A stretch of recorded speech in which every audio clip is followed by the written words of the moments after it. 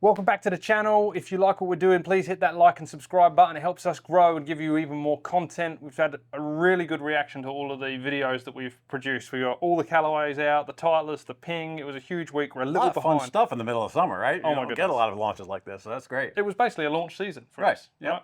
We missed the embargo date on this. Basically, we didn't get one of the heads in time. Yep. But, oh well. But We're it actually gave us a chance to do something with the robot, right? Yeah, we actually changed the swing a little bit and kind of fine-tuned it a bit more, so that's helpful. So it's worth waiting. We're pretty much there now. This robot is now going to launch and spin at what it should at an 80-mile-an-hour test. Every other test that you see on there is fine. It's still relative to other clubs in the video. This should just be our test now going forward for everything. So you'll be able to do some apples to apples at home, which we know that you like doing.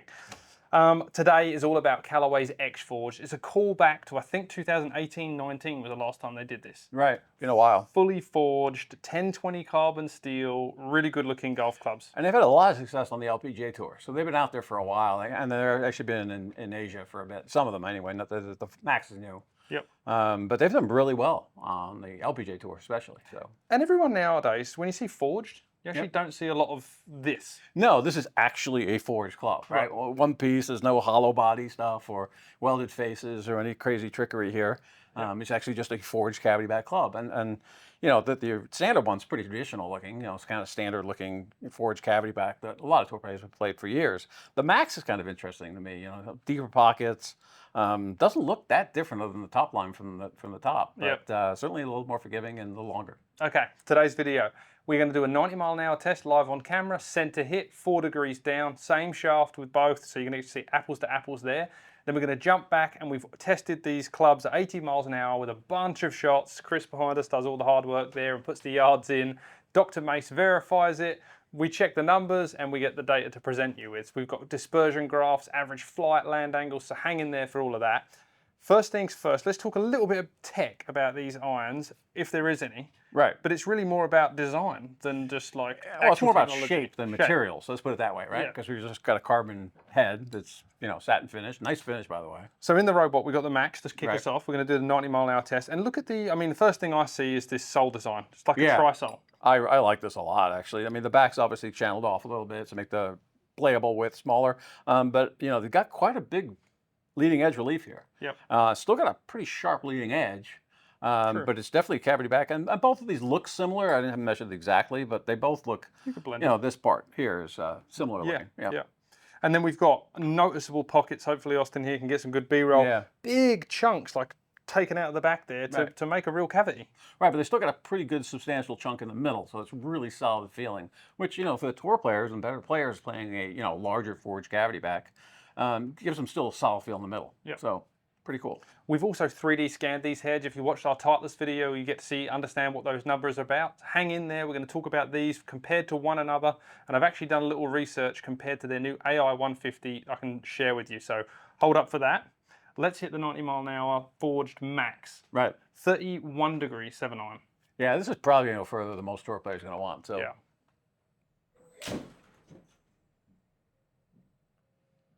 Okay, 90 mile an hour, pretty straight.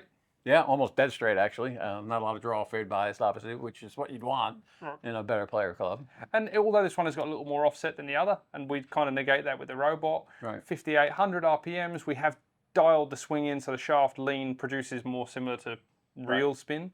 103 feet in the air, landing at 47 degrees. That's really good. Considering this is 31, that's kind of strong. Yeah, that's a fairly strong loft. That's a lot better than 80 miles an hour, so that definitely helps. Okay, so that Mark leads in, there's 80 mile an hour data to come, but let's snap in the X Forged and see what it does head to head with Max. Take a look. Nice and straight.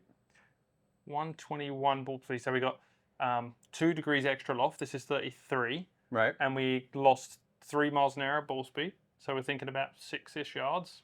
And we got 109, sorry, I really can't say that, 105 feet. So a couple of feet higher, a little bit more. Makes sense. And 1 degree more descent angle. 6,000 RPM. So everything's just that little bit more for that loft. Yeah, but you tell you what, the little cavity pockets they've got in here in lower center of gravity, obviously we're not seeing the 2-degree total difference we are seeing for actually the measured loft. Yeah. So they've done some stuff obviously with this weighting and how it's distributed to help it. And I think that's the point we're trying to get across a lot. Like Right. when you see de-lofted, there's a reason. It's like just to get it back to do the right thing with the technology. Otherwise, if we put 33 degrees on that, Right. it would be way Straight higher. up in the air, yeah. Right. Okay, next thing is let's jump into the 80-mile-an-hour test. You wanted to take the numbers, so Yep. you go with the key numbers first. All right, so offset, there's a little bit of difference there. You got basically 0.05 and 1, 0.1. So quite a bit of difference there, about half as much offset. But neither one are a lot, right? Right. So and they're progressive through the set. You got your top line thickness. It definitely does look thinner. It's 0.17 versus 0.20. It's noticeable. I mean, I can really see that. When But I stood either over one of these, them's not bad. I looked down there and I'm like, top line's the only thing that stood out to me. Yeah. Well, exactly why too, because the footprint obviously the sole's obviously quite a bit bigger. You got 987 versus 931, but not a huge difference. No. And obviously this channel off the back, as they round it off, that kind of diminishes the size of it, so it's not as big as it looks physically. And obviously the blade length is really not much, only a millimeter difference. Right. So that's why when you look down at it, they look almost identical. Totally blendable. You totally can blend them for sure. Obviously, you got 2 degrees difference, but you've got the lower CG in the bigger one, so it's really effectively only 1 degree difference. So, by bending 1.5 degree strong or 1.5 degree weak, you're probably going to fill those gaps out. Yeah.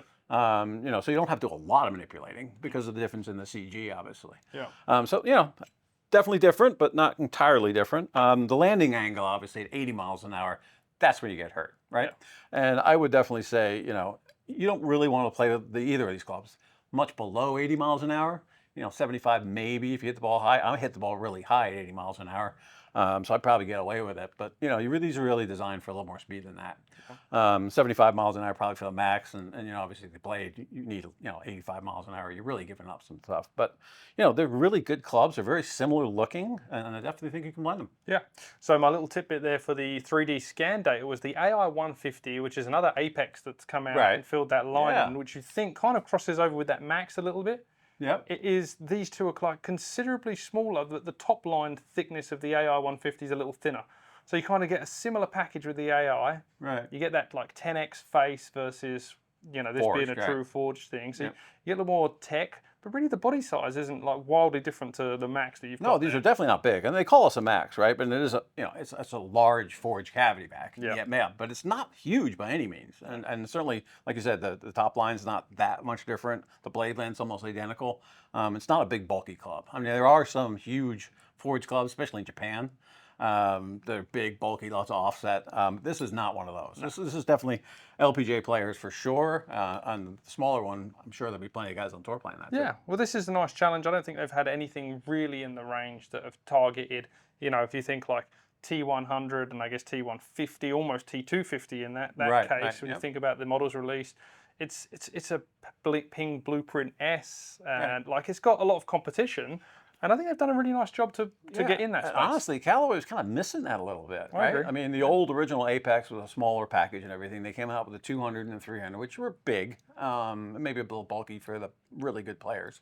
But now they got the 150, which is kind of like that player's really good club. And both of these fit that category as well. And maybe even the titanium one, especially now in the silver. Tie Fusion, just the regular Tie Fusion, that 250 is a bit bigger again. Right. Yeah, I've had a lot of clubs in here. Yeah.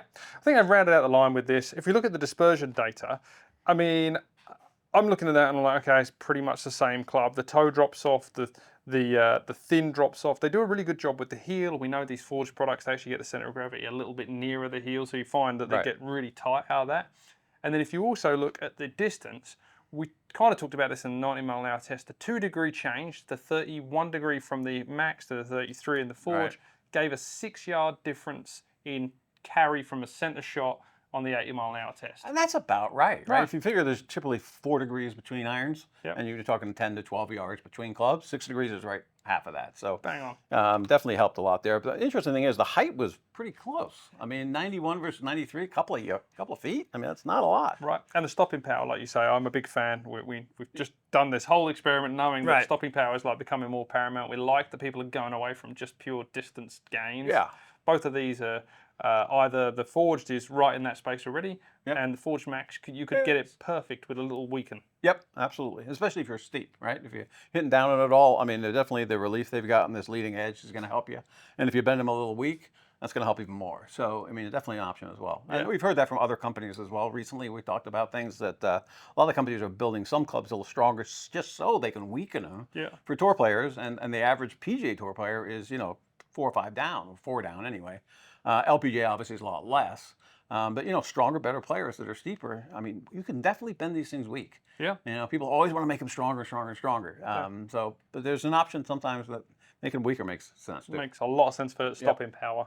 So there's a couple of fitting stories here. The better player is like looking at this as a whole, or this blended with the Max. Right.